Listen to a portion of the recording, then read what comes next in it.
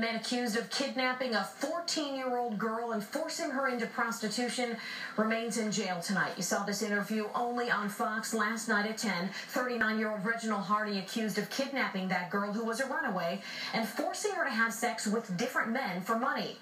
Police say they met online and Hardy offered to split the money with the girl. Investigators also say he kept her hostage in 2 Orlando hotel rooms and threatened to kill her and her family if she told police.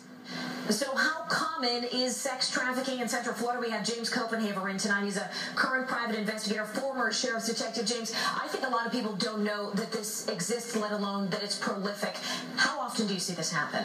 Sonny, we either see it or hear about it quite frequently, and it's happening more than the average person realizes. So do you any numbers? I mean, is there any way to keep track of this? Just on the trip up here today, Sonny, I had done some research, and 2 or 3 of the websites that I accessed rank Orlando as number 2 in the nation, just behind New York. You know, anecdotally, people always say Florida seems like a state where it appears there are a lot of crimes against children, sex crimes against children. Again, in the case we covered yesterday, a 14-year-old girl who claims she was forced into prostitution. Is it truly the case that Florida is I guess it is, it's that bad for this crime?